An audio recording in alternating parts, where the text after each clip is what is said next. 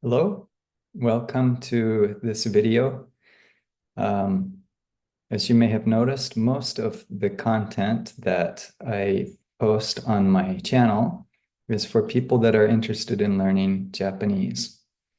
So most of the videos that I make are to provide comprehensible input in the form usually of stories for people that want to improve their ability to use the Japanese language. This video, as you notice from the title, is not about learning Japanese. It's about learning Vietnamese. And so why am I putting a video about learning Vietnamese on my channel? Well, I started learning Vietnamese in November of 2023. And uh, when I started learning Vietnamese, I knew zero Vietnamese, absolutely zero. I did not know a single word, and it was an absolute zero. So the purpose of this video is to introduce to you and show you the kind of the types of activities that that I engaged in to learn Vietnamese, and to show you kind of what the end result is. And I did not acquire perfect Vietnamese, but I did acquire an ability to communicate in Vietnamese in I would say in a manner where I don't think about grammar rules, because I've never studied grammar rules. I don't really know what they would be consciously, but through receiving a ton of comprehensible input in Vietnamese, I did acquire the ability to understand, first of all, to understand what is being spoken, and then be able to respond to that in Vietnamese. So that's what I would like to show you. Let's have a look at a month-by-month take of my Vietnamese learning journey. So for the first 6 months, it was just pure input. I did not make any attempt to try to speak Vietnamese.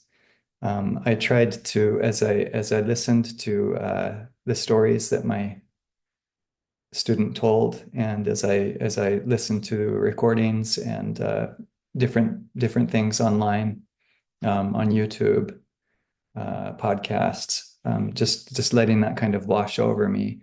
And I tried to hear the sounds, because, as some of you may know, Vietnamese is not known to be the easiest language in terms of phonology. It has some pretty tricky pronunciation bits in it, and it also is a tonal language. So the first 6 months were just pure input. And here is an example. Here is an example of those first 6 months, the kind of things that we did. We did what I call story share, where I would tell her a story in English, and she would listen to that and comprehend it. She would ask some questions occasionally after that to make sure that she understood, and then she would retell the same story to me in Vietnamese. So for the first meeting that we had in November of 2023, because I knew absolutely zero Vietnamese, I thought it might be good to start with, rather than a story, to just start with a picture and do what sometimes is called picture talk. So we had a picture that we were sharing on our screens. We did some of the exchanges online and some in person. And I would describe some things that were going on in the picture, and then she would describe those things to me in Vietnamese. And I understood absolutely zero of what she was saying, although I could tell, what she was talking about, because we had the picture in common that we were looking at. But it was all just going completely over my head. And I remember thinking to myself, is this going to work? Even though I have learned other languages through using comprehensible input and felt very confident in knowing that that this is how the brain works to learn languages. Vietnamese was really something else for me. Okay, so now let's look at this picture. So this picture, I'm looking at this part, the Ok. kitchen, Ừ. the kitchen, yeah. Nhà bếp, nhà bếp. Ừ. Mm-hmm. Do you have in Vietnam, you have big kitchen or little kitchens? Nhà bếp to, to. Oh, okay, Ừ. yeah, Nhỏ, nhỏ. okay, okay. It looks like in this picture there are two children, Ừ. maybe a little boy and a little girl, and Ừ. then grandmother. This grandmother, I think, is making cake or bread. À, I'm not ba sure. đang làm bánh mì, bánh mì. When you are at home in Vietnam, do you make bread? Does your mother make bread, or what does she cook in the kitchen? Tôi không làm bánh mì. Okay, Mẹ she tôi, doesn't. mẹ Uh-huh. mẹ tôi cũng không làm bánh mì. Uh-huh. What Ừ. what does she make? À, chúng tôi ăn cơm, cơm, Okay. cơm. Ừ. And Noodles? No? No. ừ, Uh-huh. I have to guess. Maybe you can just tell me. cơm, cơm, Gum. Okay. Soup. cơm. No, không, No. không. Mm-hmm. Cơm không phải là noodle, Uh-huh. không phải là bánh mì. Okay. It's not noodles. It's not bread. Ừ, không phải là Uh-huh. súp, không phải là Not súp. soup. Okay. Is it meat? Không, không, No. Okay. Vegetables. không, không. No. Okay. Um, meat, meat là thịt, meat, thịt, Uh-huh. Tea. thịt. Okay. Uh-huh. Vegetable là rau, Oh, okay. thịt, rau, cá, súp và cơm, cơm, thịt, cơm, rau, cơm. Rice. Cơm, cơm. Okay. Okay. But over the course of the 6 months of just receiving the input, I got to where I was able to understand most of what she was saying, especially with the help of the pictures and the things to aid and supplement comprehension. Ở một ngôi làng ngôi làng có rất nhiều nhà, trong đó thì có một người cha. Người cha này á, có hai người con trai, có hai người con trai. Ừ. Ờ, đầu tiên á, là người con trai nhỏ, Oh. nhỏ, hoặc á, là người con trai út. Người con trai út này á, rất đẹp trai và anh ta cũng rất là thông minh, là thông minh, cực kỳ thông minh. Bởi vì anh ta đẹp trai, anh ta thông minh, cho nên á, và anh ta còn tài năng nữa, tài năng, tài năng. Anh ta có thể, anh ta biết rất nhiều thứ, biết rất nhiều thứ. Anh ta có thể làm được rất nhiều thứ. Anh ta rất là tài năng. Okay, so after about a 6 month period of just pure input, we kind of switched gears and moved to a different phase because I was getting to where I could understand most of what she was saying. And so instead of me telling a story in English and then her retelling the story to me in Vietnamese, just like that, what we started doing is I would tell parts of the story, increments of the story in English, and then she would retell the little part of the story that I had told in English. So I would tell, for instance, part A in English, and she would tell part A in English. And then I would tell part B in English, and she would tell part B in English. And once we finished the whole story that way, then we would switch to Vietnamese. And she would tell part A in Vietnamese, and then I would try to tell part A in Vietnamese. And she would tell part B in Vietnamese, and I would try to tell part B in Vietnamese. So this, at this stage, the first time that we did this was the first time ever in my life that I spoke, that I produced Vietnamese, that I attempted to produce Vietnamese words myself from my own mouth, which it was an interesting experience to see that after the 6 months of comprehensible input, that yes, there was something that was there that my brain had acquired and I was able to produce. Of course, it was not anywhere near perfect, but I think both for me and for her, it was an interesting and revelatory experience to see that the process was working. And so that was also very encouraging for me. Có nghĩa là anh ấy cũng có tự tin về bản thân và anh ấy muốn nói chuyện với Julia. Đó. Và anh ấy muốn muốn muốn hỏi là muốn đề nghị, anh ấy muốn đề nghị cô ấy đi hẹn hò với anh ấy.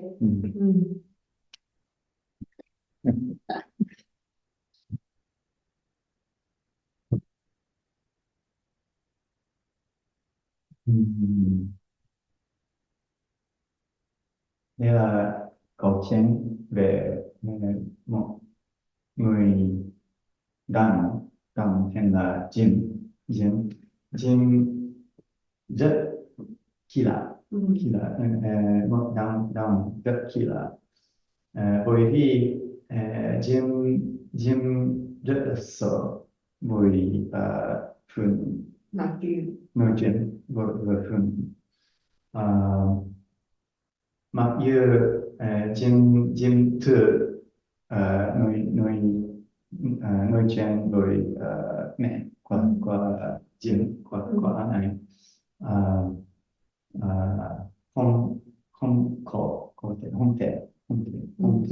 không thể, nhưng mà Jim không thể nói chuyện với mẹ. Okay. So after about 3 months of telling pieces of the story and having the other person repeat, basically. So it's kind of what I was hoping to accomplish through that is to kind of have a safety net or kind of a scaffolding where I was just retelling what she had just told me in Vietnamese. And so it was still kind of ringing in the air, so to speak, in my ears. It was still kind of ringing in my ears, the Vietnamese that she had said. And so I was able to kind of mimic or reproduce what she had said. After 3 months of doing that, we started having just conversations. The first half of the conversation would be in English for 30 minutes. And then the second half of the conversation, we would have a conversation in Vietnamese. And at first, this was very, very difficult for me. The English part of the conversation was okay. I can speak English. I'm okay with that. But when we got to the Vietnamese part, at first it was very difficult. I had been receiving input from her, and so I had kind of these things floating around in my head, the words and phrases.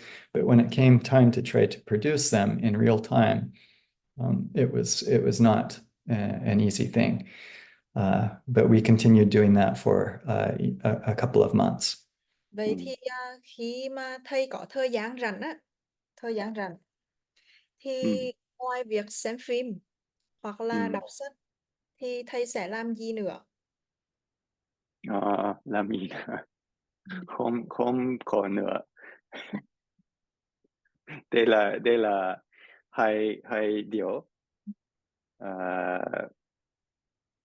anh sẽ làm. Ờ, nhưng anh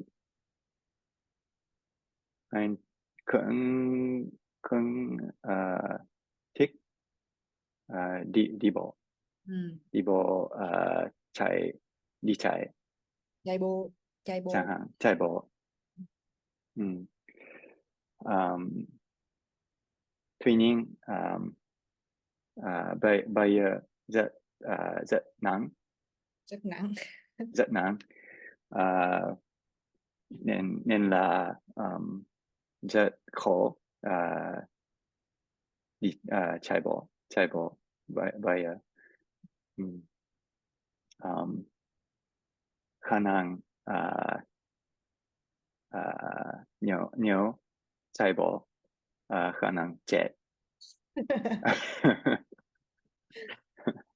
Nhưng mà bây giờ á, thì mỗi buổi sáng là thầy có chạy bộ cùng với con chó của thầy hay không? Đúng rồi, đúng rồi. Nhưng chỗ của anh không thích không thích chạy không thích chạy. Cô ấy cô ấy rất thích uh, smell người người không thích chạy. um, À. so nên là khi ấy anh thử chạy. Cô ấy hít hít À, um, kéo kéo kéo kéo. À, đúng rồi đúng rồi. Cho nên uh, khá là um, khá là nguy hiểm nguy hiểm nguy cho cô. hiểm. And then for the last part, which has been for, I think, about the last month of this challenge, that maybe the last half of October to the first half of November, which is when I'm filming this video at the end of the challenge. We started using a format where we would have, we met 2 times a week, each week. And until that time, until we started this very last part, each time that we met together, half of the time was spent in English and half was spent in Vietnamese. But at the suggestion of my student, about the last month of the challenge, we met again 2 times every week. And one of those times was in English, all in English for 1 hour. And then the second time was 1 hour in Vietnamese. And so this really was kind of like the pinnacle, I think, of the challenge, where I had to have a conversation with her in Vietnamese for a whole hour. And so at the time of making this video, we have completed that. And I've had 2 conversations in Vietnamese for an hour. And I was very, I wouldn't say shocked, but it was really a gratifying and encouraging experience to be able to have a conversation in Vietnamese at the end of this year for a whole hour. And not just once, but to be able to repeat that, which is also encouraging. It wasn't just like a lucky hour, but I was able to do that again. And although, of course, as you'll see in the video, my Vietnamese is not perfect. It's full of disfluencies and errors, but I was able to communicate. And the important thing is really, I think, is that I was able to understand what she was saying to me. Most of, I would say probably 80 or 90% of what she was saying, I was able to understand and then be able to respond to that in my still limited Vietnamese. But then this is real communication. It's real language use. It's not just my saying some memorized phrases and then closing my eyes in fear as my student spits out a hurricane of Vietnamese that I don't understand. That's not what is going on. It's real interaction. It's real communication, and that is, I think, the important part and the benefit of using comprehensible input as your primary way of acquiring another language. That's something that doesn't come from memorizing phrases or practicing drills or going through a textbook, really. Anh đây năm y. Em Ừ. em chỉ việc luận văn sửa lại luận văn. Ừ. Và anh đọc luận văn luận văn của em và luận văn của sinh viên khác. Xin lỗi các Ừ. Anh có một sinh viên tiến sĩ đúng rồi, tiến sĩ. tiến sĩ và sinh viên đấy sẽ phát biểu ngày mai. Vào ngày mai. Đúng rồi. Hôm nay anh nghĩ về những chủ đề chúng ta có thể nói chuyện. Và anh nghĩ đến một chủ đề. Anh cảm thấy là khá là thú vị. Nhưng anh không biết em cảm thấy như vậy.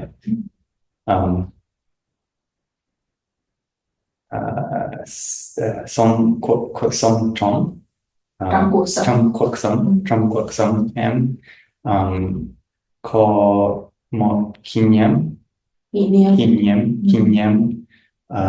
rất đáng sợ. Vì như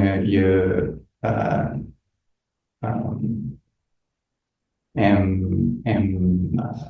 gần như chết hoặc là có rất lớn vấn đề rất lớn chẳng hạn.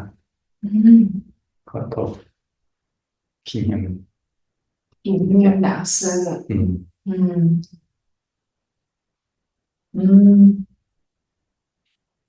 Em không thể nghĩ ra ngay lập tức là kỷ niệm nào là kỷ niệm đáng sợ.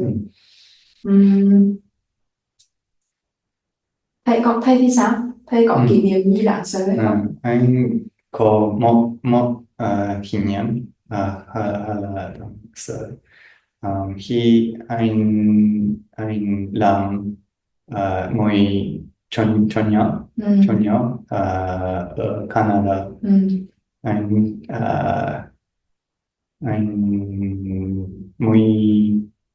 20 tuổi và người yêu người cho nhỏ lớn làm việc hai người. Luôn luôn sẽ có hai người làm việc với nhau. Rồi và lớn chúng tôi đi nhà của rất nhiều người và không biết Và gõ cửa. Gõ cửa. Ừ. Cửa. Gõ Gõ. cửa.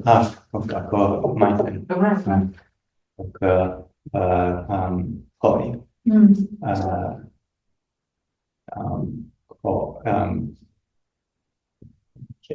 Có muốn nghe kiến thức Ừ. về Chúa Giêsu không? Ừ. Và truyền thống người người đó sẽ nói với chúng tôi vâng vâng vào đi và truyền thống không không không có thư viện nói với chúng tôi đi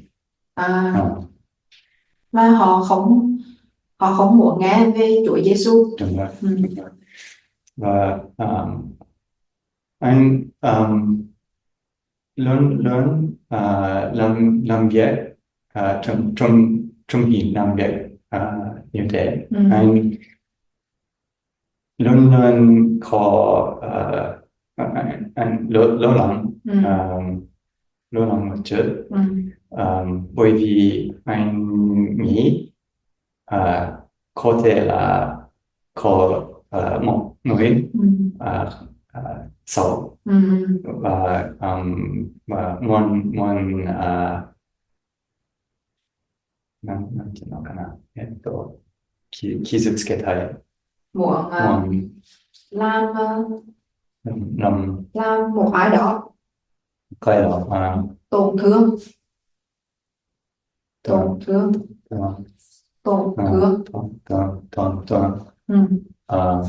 Hoặc là đơn giản là muốn làm hại ai đó.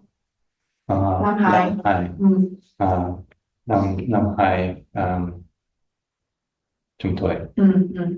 Anh nghĩ có thể như vậy. Nhưng luôn luôn không có vấn đề này. Nhưng một ngày đó